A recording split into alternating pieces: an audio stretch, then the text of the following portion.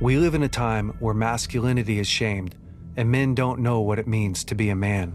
As a pastor and counselor, I've spent the better part of my life equipping and training others.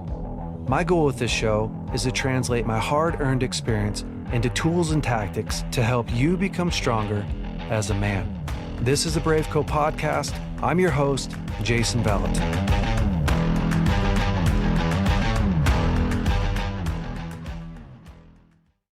Welcome back, BraveCo men, to the BraveCo podcast. This week, I have, one of my favorite people in the world, my son, Elijah. Elijah, thanks for coming, man. Yeah, thanks for having me. What were you doing right before this? Working. Doing what? The guys are getting back from a job, so just messing around with them. Running chainsaw?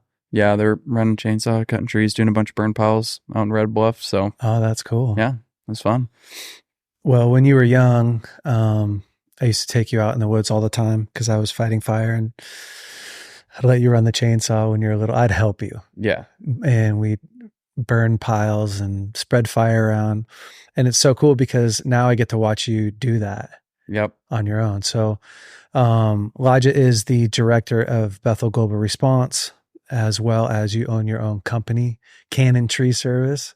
Let's go, boy. Yeah. So if you're in Redding and you need some tree work done, Elijah's your man. Yeah, that's right. Call for a free estimate. You're running a deal or anything like that? No deal. No deals. No deal. Yeah. You get what you pay for. That's the deal. Yeah, you can have it one of three ways. So. Yeah, exactly.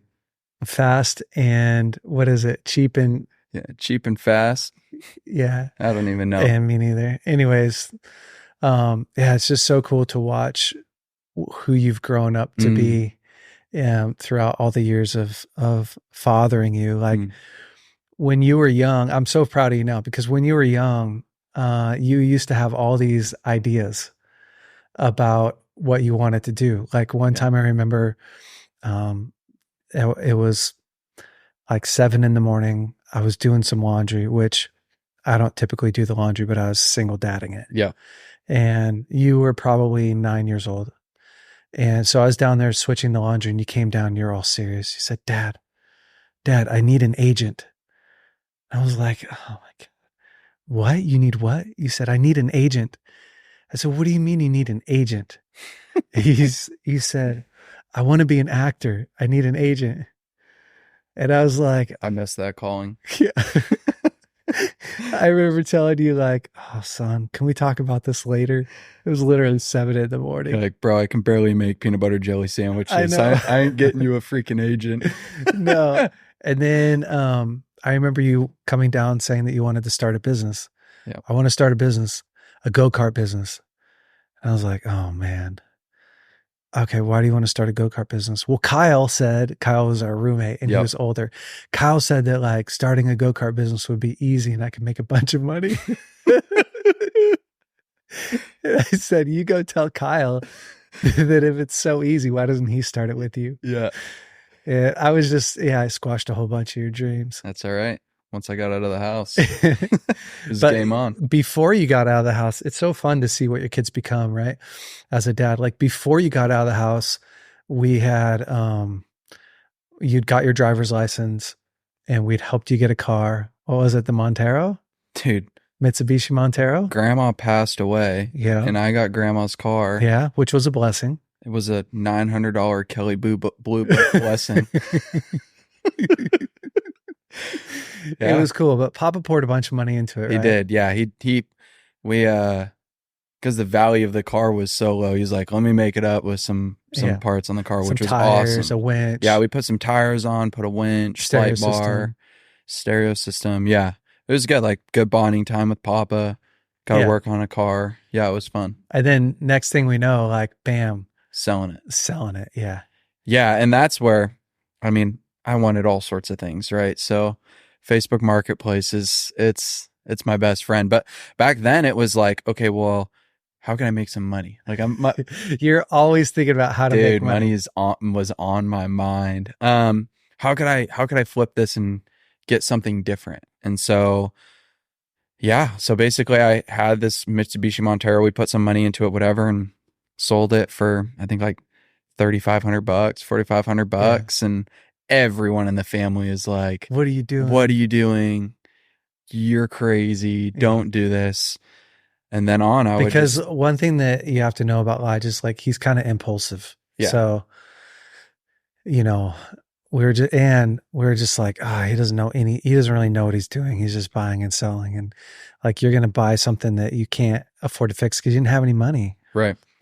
But so, anyways, Yeah. So what I would do is I would scour the internet hours. I mean, hours and hours and hours. It didn't matter. Like, yeah, I would spend so much time just scouring the internet, looking for deals, looking for cars. I'd message 1,000 guys and say, hey, can I buy your car for a quarter of what you're listing it for? And out of the 1,000, you'd get one guy who would be yeah, like, yeah, sure. So, I mean, I ended up flipping a ridiculous amount of cars in yeah, high you school. did. Yeah. Yeah, you bought and sold, I don't know, probably 10 cars. Oh, yeah, Well, easy. just while you're in high school. Yeah, just when I was in high school. Yeah. Yeah. And at first we were like, God, what is he doing? What's wrong with him? Yeah. Like there's some kind of car addiction. But then you start to make money Yeah. and drive all these cool cars. And then like eventually kind of the family got together without you and was just don't ask him about it anymore. Because No, what you do is you'd buy a car and you'd be like, this is the best car. This is my favorite car. I'm keeping this car. And then like a week later it'd be gone. Right? dude, it's hard when I'm such a this is what we could do, like such a dreamer Yeah. and a doer at the same time. So Yeah. it's just a bad combo because it's like, I mean, yesterday I went and bought a dirt bike out of the blue and was like, I already have one, but this is a deal. I have to drive 2 hours to go pick this thing up. Poor Allie's like, Uh-huh. all right, like whatever. You're So always in it to win it for the deals. yeah, That's so cool. yeah, Well, it's fun. I'm gonna. I just wanted people to get to kind of know you a little bit and your personality yeah, definitely. a bit. But you're 24. You're married. You run your own business. You run Mm-hmm. BGR, Yep. and you're just such a great man. Mm-hmm. And you've been through a lot in life. You've been through, your parents going through a divorce, which is no secret. I've talked about it a lot on here. And you work for, the church that your grandpa runs and your Mm-hmm. dad works at and your whole family really almost. Yep. And you've had such a unique life, I thought it would be fun to bring you on here and yeah, and just ask you some questions about life. There's some younger guys that listen to the podcast. It'd be cool. Yeah, And definitely. then some older guys that just be curious about your story. But Definitely. what do you feel like, what do you feel like is like the biggest thing that shaped who you are today that like Mm. came out of your past? Do you have any thoughts on that? Yeah, that's a good question. I think, I mean, definitely from my past, obviously with you guys going through the divorce, and then I'd say really from the divorce, life has not been that easy. Yeah. I'm not going to get into the specifics of it, but life after that was not easy. And so, with divorced parents, naturally, you're doing the switch and, Weekly back you're and doing forth, yeah. weekly back and forth. And so just in that, you instantly kind of have to grow up a little bit faster. That 11-year-old boy now is Yeah. not 11 years old anymore, right? Because he's having to go deal with stuff at his mom's house or, have to go deal with stuff at his dad's house or whatever. So instantly you kind of have to grow up a little bit. But I would say the biggest thing that shaped me into who I am now is probably, making mistakes and then learning how to clean them up and take ownership for that. Wow. Yeah. And so, really what that would look like is because I was hurting, because I was young, going through a crazy time, I obviously would make a ton of mistakes. And with you, I didn't have an option to not clean up my mistake. Yeah. Like there was, when I went and cussed out my whole class, I didn't have an option to not clean up my mess, Yeah. And so from that, it kind of was like, okay, if you make a mistake, this is what that looks like. Yeah. We don't, you're not going to get a free ride because of whatever, and Because of who you so, are, who your dad is. right, because of who you are, who your dad is, even in high school, go have sex with a girl. And it was like, all right, you made this choice.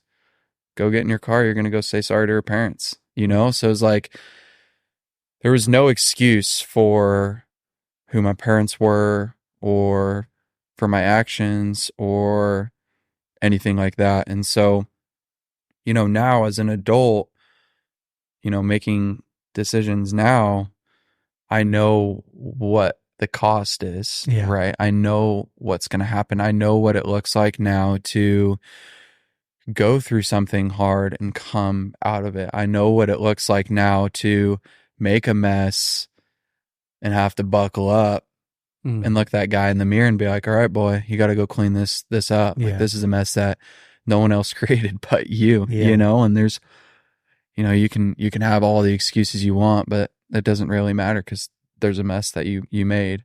And so I think that's definitely probably one of the biggest things that, at least right now, is kind of shaped who I am, is going through those hard times, but then not being a victim to those hard times, but taking ownership over that. Yeah. That's awesome. Yeah. Yeah. I guess if we could all learn that lesson, right? Yeah. Like, lay in the bed that you make, clean up the mess that you make. Yeah. Be responsible, take ownership for your actions. Like, I mean, that's a great lesson to learn from growing up. Right. For sure. Right. What do you feel like you're carrying on from like Papa's legacy or whatever? Do you ever think about that? Like, what's the piece that you feel like you're carrying? Yeah, that's a tricky question. I think, what am I carrying for Papa's legacy? I mean, honestly, I think I do think about it a lot. I think more than me thinking about it, I think I just wake up and I'm like, okay, I just need to do the best that I can for today, because for myself, it would be really easy for me to think about, this is what Papa's done. This is what Dad is doing. Like, measure yourself against that? Yeah. And then fall in the, well, I'm not doing enough. Right. And so, especially in the environment that we're in, we get a lot of prophetic words, right? And so it's very normal for someone to walk up, and everyone I think would agree with this, is it's very normal for someone to walk into a room with whatever last name you have, and be like, hey, this is what I'm feeling. This is your calling. This is what you're called to do. Yeah. And if I don't actually know who I am and know who God calls me to be, I could easily fall into what someone else thinks I should be doing. Yeah. Right. And so I think for the question that you asked, I think, it really takes me knowing who I am in the Lord, and also knowing, okay, what I'm called to do may be parts of what Papa are or does, but it also has the permission to look a little bit different. Yeah. That's a battle, isn't it? Dude. Yeah, you want to get put through the grinder, show up at 10:30 a.m. on a Sunday service and stay after church. Yeah. Yeah. Because of the expectations that people have for you. Right. Yeah. Yeah. I remember being probably 20, 21. You're 24 now. Yeah. Being 20 or 21. And Papa had been at the church here at Bethel for probably 4 years, right? Yeah. So he was starting to get some like notoriety, and I was used to Weaverville Church, so town of 3,000, church of 250, like everybody knows everybody. Mm-hmm. And so, and everyone's really genuine, Right. And then when I came to Bethel, I remember like, it felt like they would meet me and I would say like, hey, I'm Jason. They'd be like, oh, hey, I'm Joe, it's good to meet you. And then they'd be like, wait, you're Chris's son. Mm. And I remember at first I'd be like, yeah. And then they would treat me different from that moment. Right. Yeah. And for like a whole year, I got really resentful because I felt like people were being fake. Yeah. Or the pressure, right? Like now I have all this pressure on me to perform, to be somebody that maybe I don't want to be in the moment. And I got really frustrated and really resentful with that.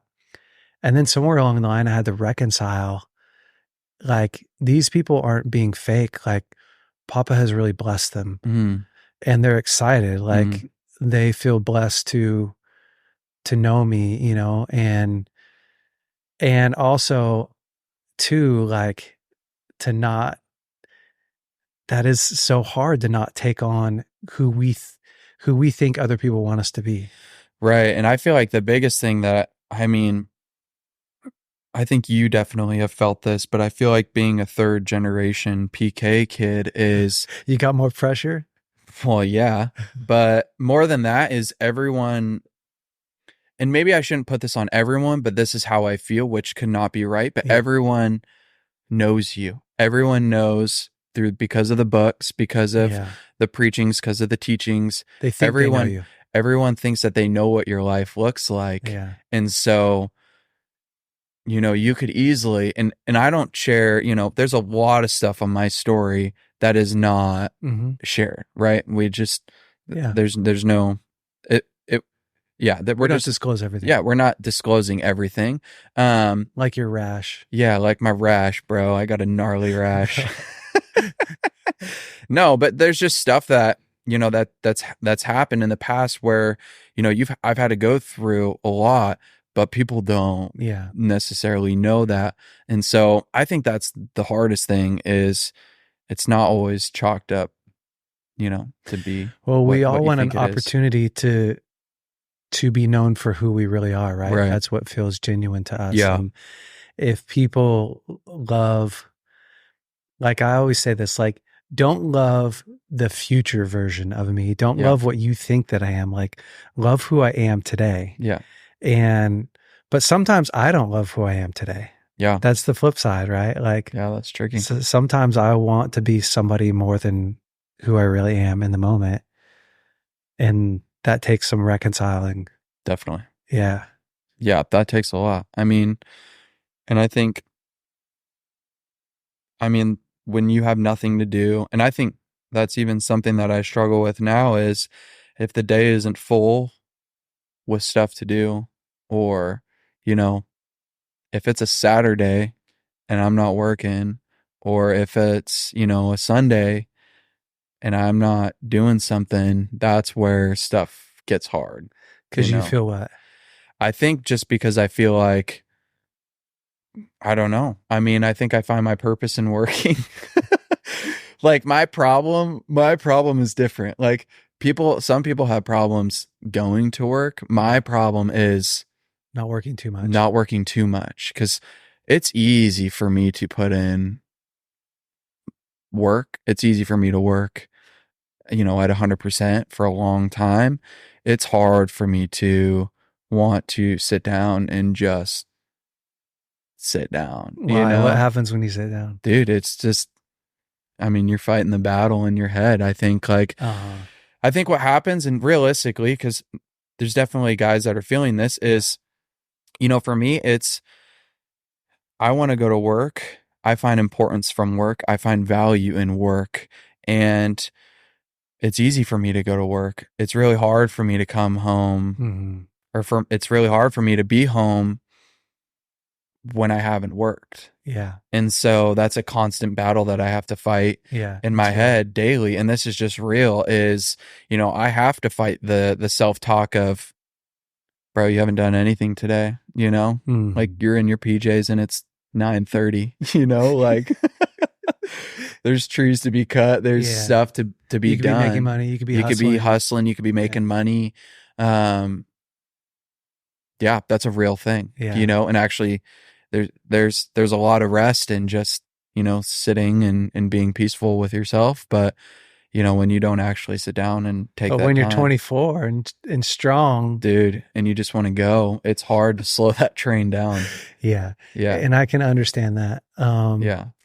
I think on some level, the majority of men struggle with that, right? You feel so much pressure to produce and so much pressure to make sure that the bills are paid. And then we also have this thing about opportunity, right? Like there's a chance to grow and expand and be an entrepreneur. And so there's that piece to it. And then you just have the own like self-value piece that says like, I feel better about myself when I'm working, right? When I accomplish something. And when I don't accomplish something, it's hard to feel good about myself that day, which is real. And we have to pull our self-worth away from how hard we work or what we accomplish, right? Yeah. And slowly separate those two things.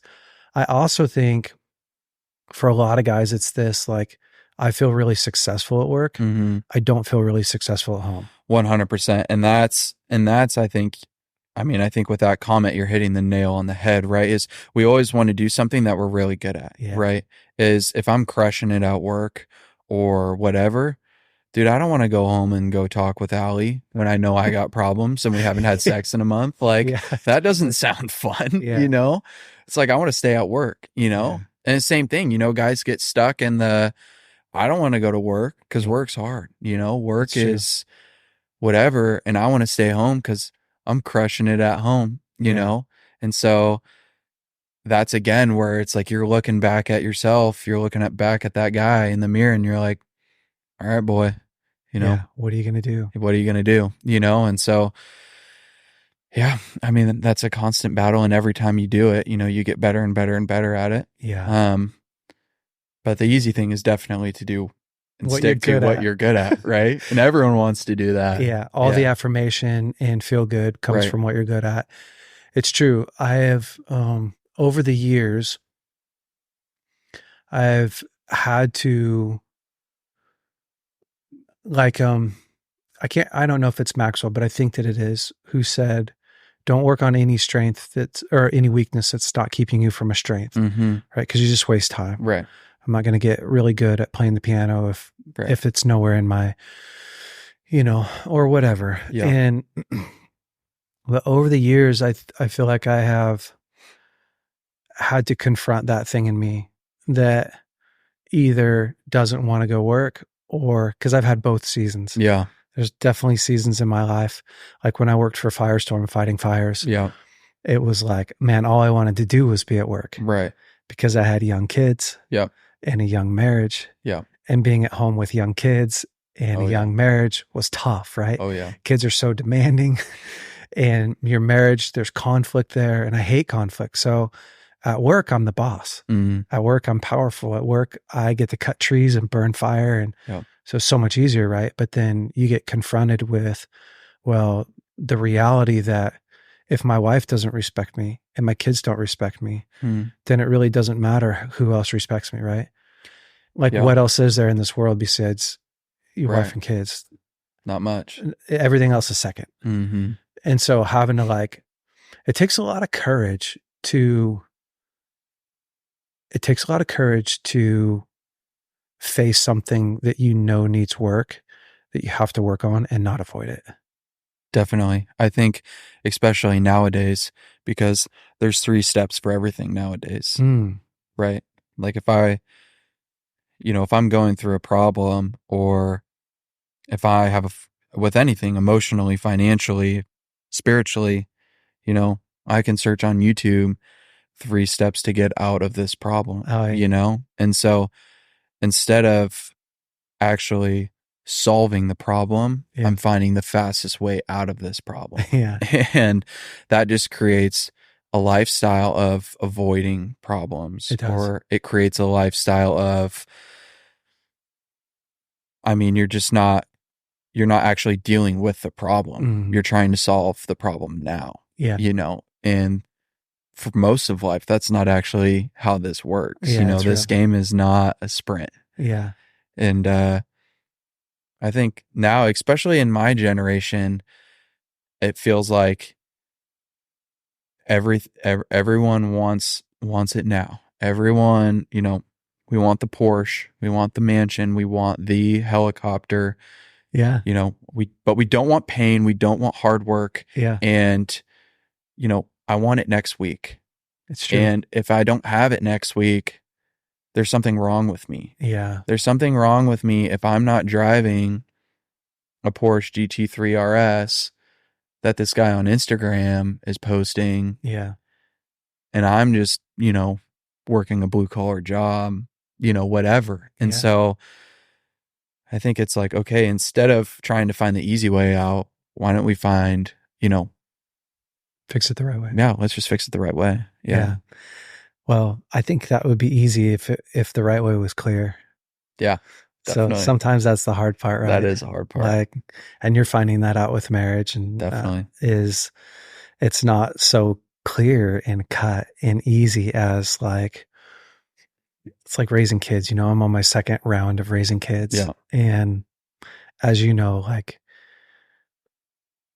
I thought coming into raising kids again would be like, I've already done it. I've kind of got the book on it, but it's been so different. Yeah.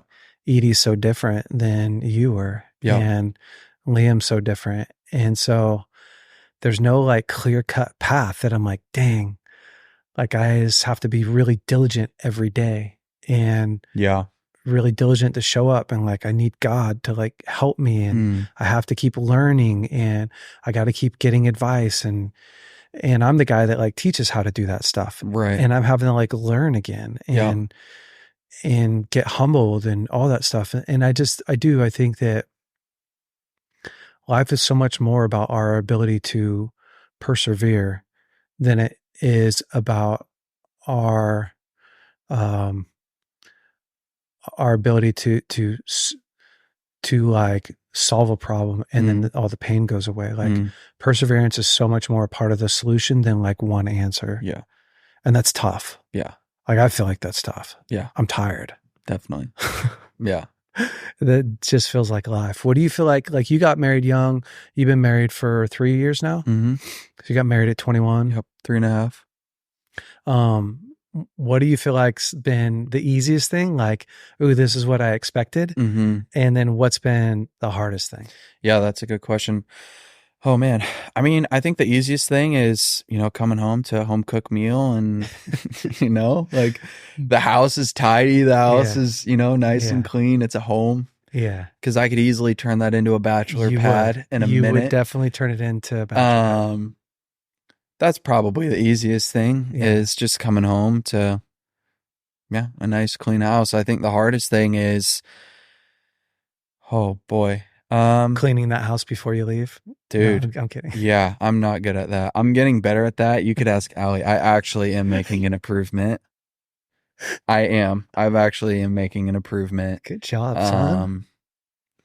Man, I think for myself the hardest thing is when I feel like I'm not when I feel like I keep making messes or we're disconnected is choosing to come back and connect. Yeah. And so, what that would look like practically is, especially when you both have stuff going on outside of marriage, is, if we're in disconnection because of something that I said, which could have very easily happened, or something that I did, which 95% of the problem is if I'm being successful at work, I just won't come home. Yeah. Like, I just won't. Like, yeah. I'm going to stay late. yeah, I'm going to stay late, come home at 11. Yeah. Sorry, I know you go to bed at 9 o'clock. So, Yeah. So that's the hardest thing. The hardest thing is choosing connection when there is not a lot of connection. Yeah. Right. And Papa says, and this is a quote, that I have to tell myself all the time is if you do what you want to do when you don't want to do it, that's how you have a successful marriage. Yeah. Like if you do what you would do when you're in connection, but you do that when you're in disconnection. Yeah. Your marriage is going to be a lot easier when you choose that route than if you choose,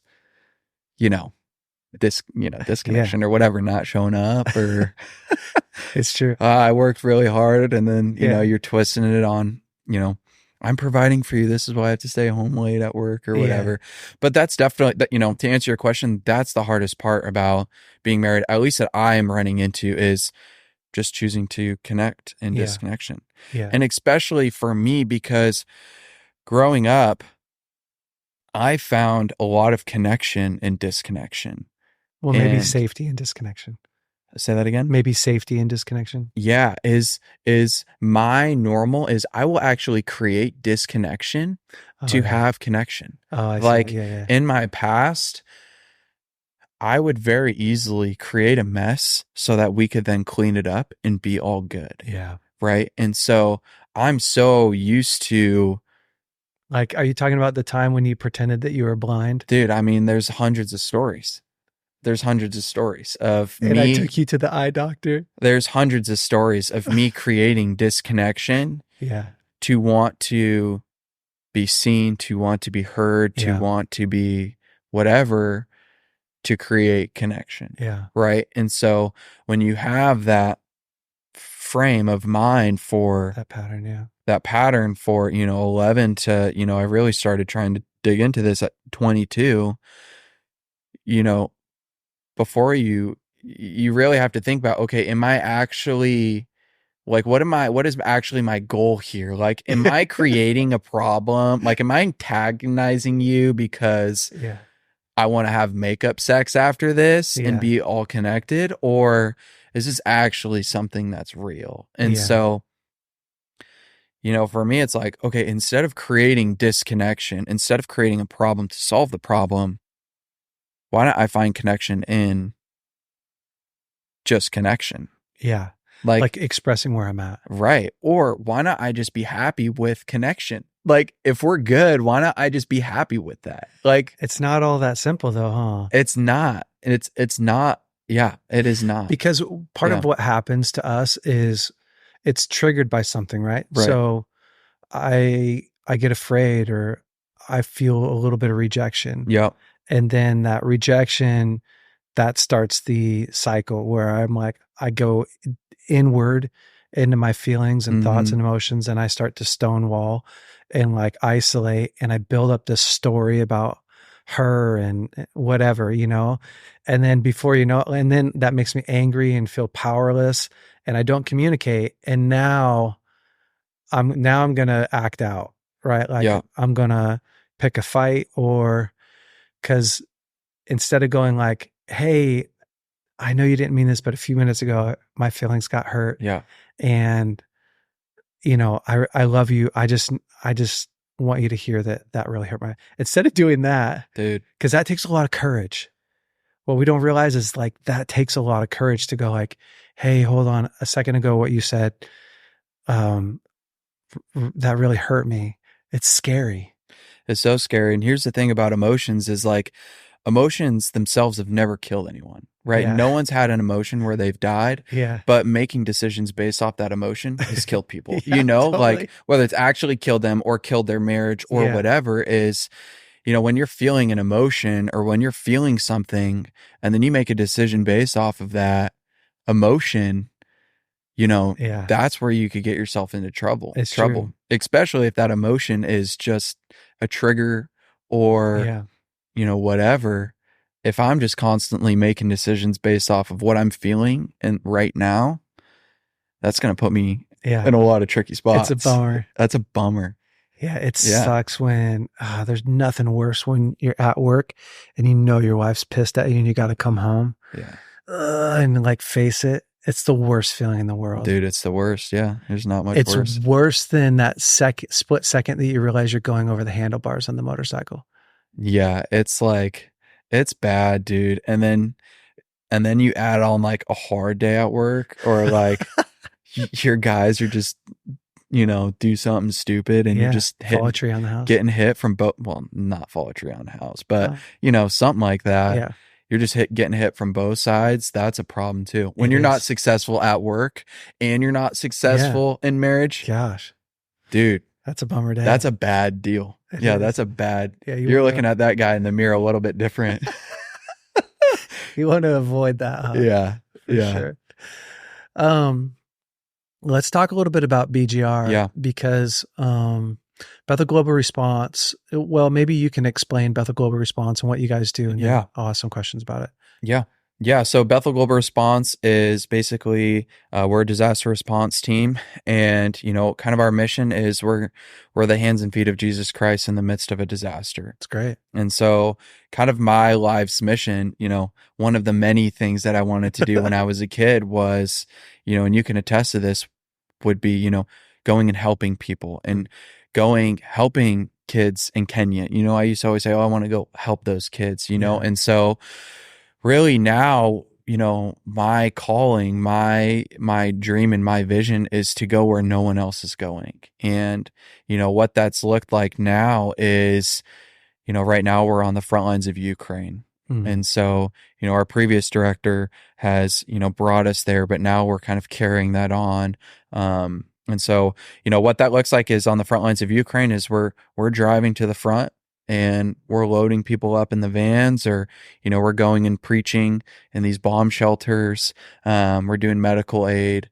we're doing, we're being the practical, and the big thing is practically is, you know, my big thing is, you know, there is, there's a role for everyone, right? There's a role for the people who are praying back at home. You know, they have a role. There's a role for the pastors, but then there's also a role for actually practically going out and doing the work, right? And so that's kind of what our team is doing. Is we're on the front lines of Ukraine. We have a project in Tijuana where we're housing about 1,800 migrants. We're feeding them 3 meals a day. I'm actually bringing 40 doctors. In sneaking February, them across the border. Sneaking them across the border. Yeah, right. Anyways, no. I'm not getting into it on this. Shut up. And then were you guys in Hawaii too? Did you do something? Yeah. So we're, and all of this is with partners. And so nothing we do is obviously by ourselves. It's all with partners and everything like that. But we're housing about 350 to 400 people, in Hawaii because of the Lahaina fire. Yeah. But yeah, that's what we're doing. That's the best. Yeah. Ukraine's wild. Super wild. Because so like you guys are literally on the front lines with, like, I remember the last time you went there, you sent me a bunch of videos and you personally could see the front line of the Russian. Yeah. Like you could see the Russians. Yeah. We're right there fighting while you were like trying to rescue people out of homes and like share what is that like for you? Yeah. I mean, that's a real, don't make decisions based off your emotions. Cause you know, and in that sense, it's like, you have to really know you have to really know that why you're there. Right. Because if you don't have the understanding of, you know, why you're there, then none of it makes sense. Like it doesn't actually logically make sense to send a 24-year-old American boy to the front lines of Ukraine, you know, very close to the front lines to be evacuating these people. Right. And so I feel that sometimes. Yeah. Yeah. But in those moments, you know, it's crazy, but I just feel so much peace. Like I've never felt more peace than when we're preaching or when I'm preaching to 30, 40 people about the love of God. And while we're preaching, the buildings are getting shelled. Like, rockets are coming in, like meters away. And, you know, and almost everyone goes, you know, I thought you guys forgot about us. Like, I thought we were forgotten. Like, I thought that no one was coming to help us or no one, you know. And it was like, yeah, that is true. Like, the world has forgotten about you. Yeah. But God hasn't. Yeah. You know? And so to be able to go to those places that no one else is going to and bring the gospel and to bring the love of Jesus to those people is, I mean, there's no better feeling. It's crazy. And it's crazy. Yeah. I mean, when do you go back?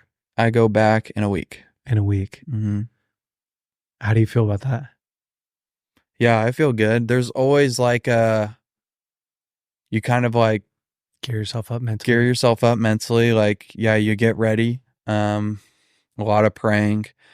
And yeah, I mean, you need to know why you're there, right? And every trip is, you know, you obviously I'm married, right? So Allie needs to feel good with me going just as much as I need to feel good with me going. Yeah. And, you know, if she doesn't feel good with me going, I'm not going. Mm-hmm. And so it's a lot of work beforehand, just in preparation and making sure that like mentally I'm good, spiritually I'm good. Because there's no worse feeling than when you don't want to be there, but you're stuck. You're stuck, right? Yeah, you don't want to be stuck in Ukraine. No, that's a bad deal. Yeah, that is a bad deal. Mm-hmm. Yeah. And yeah, so I leave in a week, and it takes about 90 hours to get there. The travel is worse than being there. That's probably true. Dude, there's nothing where the most thing that I hate, the biggest thing that I hate is travel. Is the travel. is hopping on that plane, Mm-hmm. sitting there forever. Yeah. So just to get to the front lines is about 90 hours of travel. We're going to be there for about 6 days and then another 90 hours back. Wow. Yeah. It's so wild. Yeah. Well, you've always loved danger and taking risks and chasing the thrill, Mm-hmm. and then your heart to help people and be compassionate. Like that's probably what you got from me is the Mm-hmm. like the heart to help, the compassion. Definitely. Yeah. You didn't get that from Papa. Definitely He not. doesn't have a heart to help. Nah. Cold-blooded killer that guy is. But your heart to help is huge, and so being able to do that, watching you do that, is so fun for me. Like I'm so incredibly proud of you, knowing that like you're putting your money where your mouth where your money is, and or vice versa, and doing you're doing something that I wouldn't do. I wouldn't go to the front lines of Ukraine. Like I don't I don't have I don't know that I have that same courage as you do. And I love that. Mm. Like, I just love that you're doing something that is beyond me, So it's amazing. Yeah. Thanks. Yeah. I'm so proud of you in that. Yeah. Probably the last area that I wanted to talk about is your entrepreneurial spirit, because it's pretty cool. Like a lot of people, including me in this world, would just do one job, right? Like I would just do BGR if I was you. But you started this tree business and have just done incredible. Like you've grown the business amazing. And you guys do such good work and you have a really cool team of guys. Like, what's it like having your own company? Yeah, it's the best. It definitely wasn't easy from the start. We lived in when we started, we lived in a 400 square foot apartment.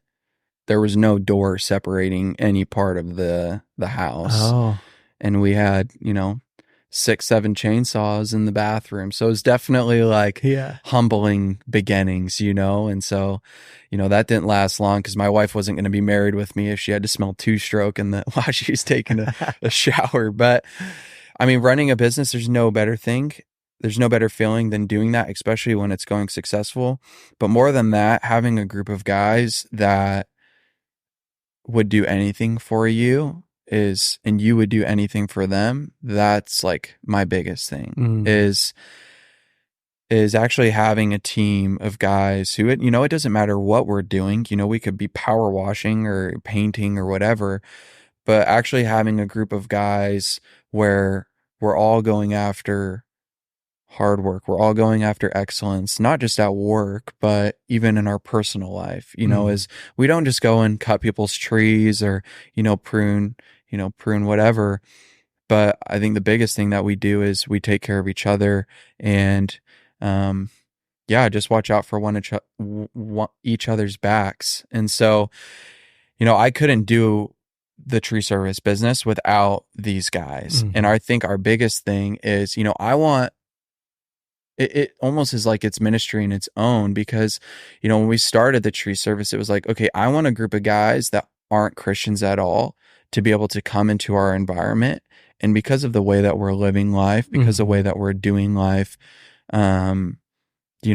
they want to be just like us, instead of having to convince them, they can just come in our environment and be attracted to that. Like that's the kind of environment that I want to set up, that I want to be known for. And so these guys are doing just that. That's awesome. And they're crushing it.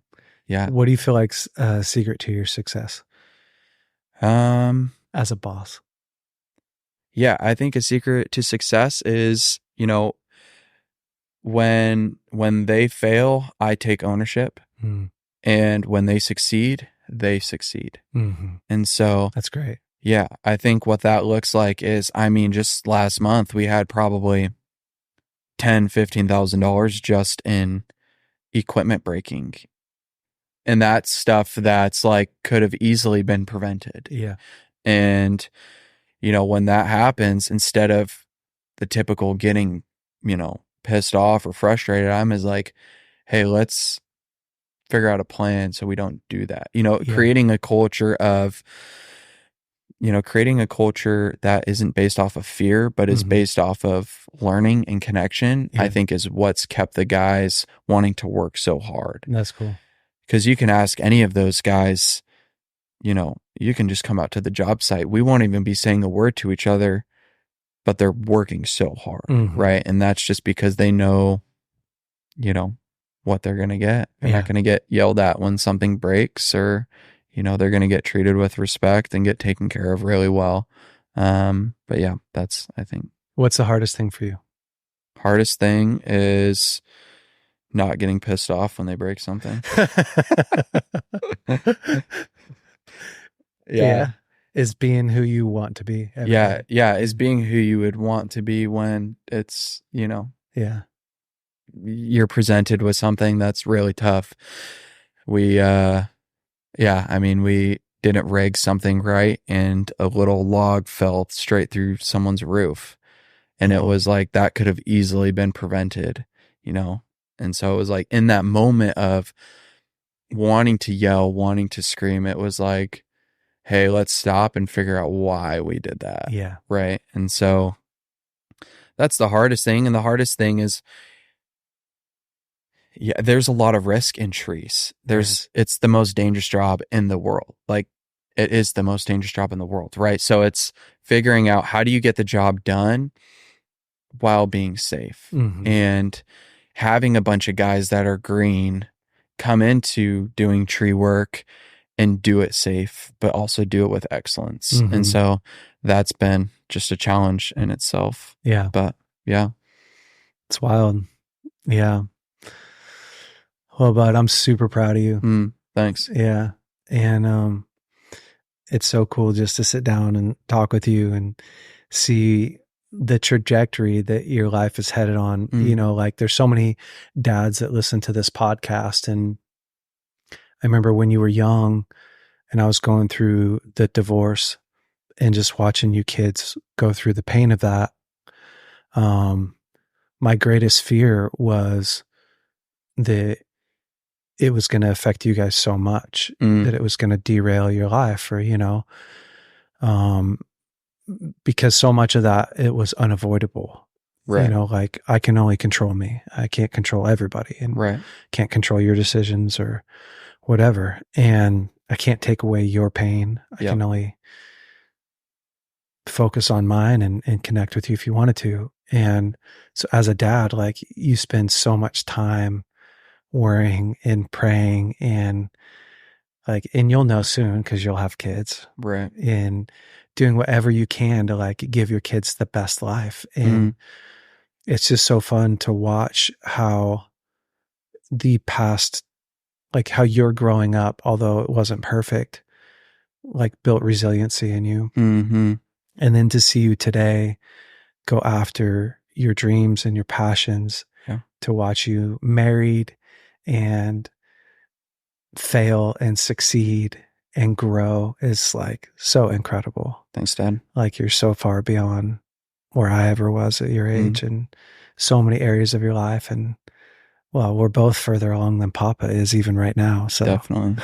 I'm kidding. We're kicking his cuss word. Yeah. His butt.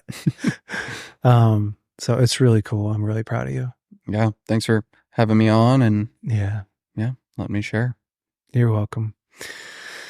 BraveCo man, if you have a son, let this be a testimony to you of just being steadfast and leading by example in your family, and also the power of prayer, right? Like so many days I just spent time praying over Lige and the kids, and and just knowing like someday your kids are going to grow up, right? And they're going to take on the virtues and the values that you embraced as a man. So it's just so important. That's why we show up every single day to the best of your ability. And gosh, I made so many mistakes growing up, and I still make a bunch of mistakes, but God is so good and so faithful to cover those. And so, it's just what I love.